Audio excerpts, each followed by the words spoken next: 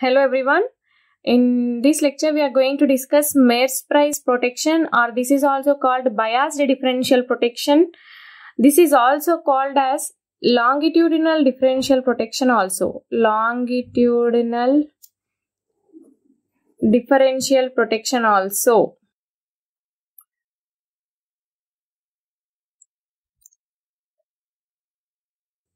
Right? So this protection scheme is used for protection against protection of stator windings, as you know, stator windings against face-to-face faults as well as face-to-ground faults. Right? So Merz price protection scheme is generally used for alternators rated greater than 10 MVA. So it also protects up to 80% of stator windings. 80% of stator windings. So you may have a doubt, why only 80%? What about the remaining 20% of stator windings? So generally, if a fault occurs near the neutral point, like this neutral point of the stator windings, right? We have seen in the last lecture that the fault current which is arising due to fault depends upon the place of fault, position of the fault. That means if it is very near to the neutral point, it depends upon the resistance up to the point, up to the fault point. So the current also depends upon the such resistance or distance. When the fault current is very low, our relay operating coil may operate or may not operate depending upon the ratings for which it is designed. So generally relay operating coil is designed for higher values of fault current. So when fault current is very less, our relay need not operate, right? So but will not operate. Our relay will not operate when fault current is less, but the relay must operate even for small ratings of fault current also, for small values of fault current also. So, but if for such small values of fault currents, the protection scheme is different, right? We need to mainly concentrate on higher values or larger values of fault currents. So, which is done by Merz price protection scheme. So, for that remaining 20% of stator windings comes under that for smaller values of fault currents. So, this protection scheme protects the stator windings up to 80%. Right? So, let us see the remaining protection schemes in the coming lectures. Right now, let us see the protection scheme, how it is done. So, as we know that these three are the stator windings connected in star. So, with the help of a resistor, it is grounded. So, there are three CTs on both sides of the stator windings. This is the zone to be protected. Right? Here in Merz price protection scheme, so in previous case differential protection, there is no restraining coil, but here we are using restraining coils also. So these are RC represents a restraining coil and OC represents the operating coil of the relays.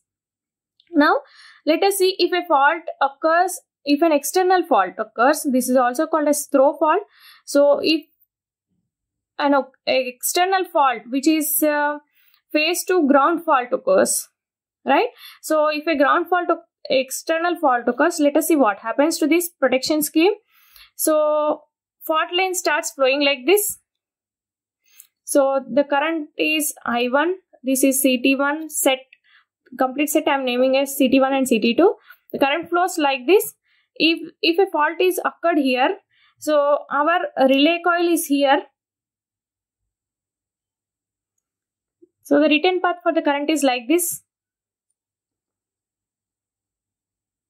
Right? So when you see the current through the CT, see it flows like this, current through the CT, through the restraining coil, and current through this one.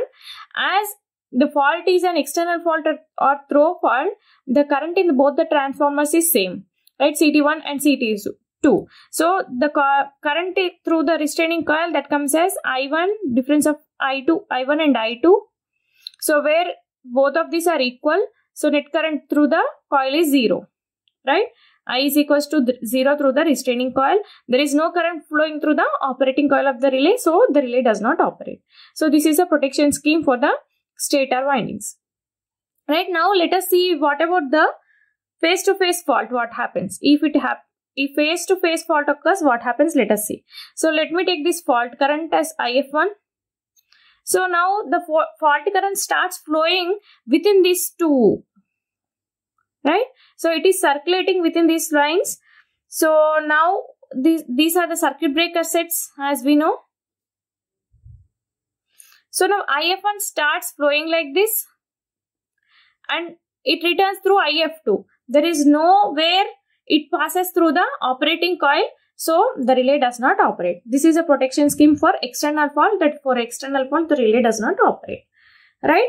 So there is an advantage of this kind of protection, that we know that no CTs are designed such that their operating characteristics are exactly the same. So there might be a difference in the operating characteristics of CT1 and CT2. That means one CT may saturate at an earlier point when compared to the other one. But here if you see, even if the difference in currents are there, for small changes in difference in currents between I1 and I2, there is a restraining coil here. That means the restraining coil provides restraining torque. So even if the difference is there, I1 and I2, there at that time the current through the restraining coil will be greater than the operating coil, as through the operating coil the current flowing is 0. There is some amount of current flowing through the restraining coil. So restraining torque is greater than operating torque. That means the relay does not operate. Even there is difference in characteristics of both the CTs. So this is the advantage of Merz price protection scheme. That means we can overcome the problem that characteristic matching of the current transformers can be done with the help of Merz price protection scheme. Right? Now let us consider the internal faults. So if an face-to-face fault is considered here, right? So the fault current starts circulating here, so that if you see, the current through the CT1 is I1 and it starts flowing like this, and it closes its path through the second line, that is this one, right? So it starts circulating here. So as there is a difference in fault current between CT1 and CT2, so it starts flowing through the net current starts flowing through the operating coil. So here one more advantage of this scheme is, even one operating coil operates also, there is a closure of the circuit of the switches, and it activates the trip circuit. So now if a fault occurs here face to face, now what happens? There is circulating current flowing through this one. That means the operating coil corresponding to R, let me take it this one, RYB. So operating coil corresponding to R, if we see, there is a difference between current I1 and I2, right? I1 and I2, because I1 flows in this direction and I2 flows in this direction, right? So now there is a difference, so it flows through the operating coil. So if this gets activated, this switch gets closed, right? As this is getting connected to the trip circuit, it operates the circuit breaker and clears the fault, activates the circuit breaker, right? This is the face-to-face fault scheme of Merz price protection. Now if we take a ground fault, let us see internal ground fault.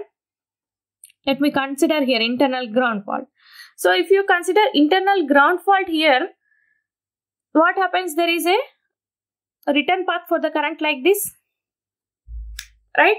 So for this return path, that means fault current will flow through this one, IF, right? So it comes like this and closes through this one. So fault current IF flows through this one, right? So if IF flows through the operating coil, the current flowing through the restraining coil is less than operating coil. That means the relay gets operated, right? This is the scheme for ground fault in Merz price protection scheme. So this is about Merz price protection or biased differential protection. Here percentage bias is taken as 10 to 20% of the rated current. So this is about Merz price protection. Thank you.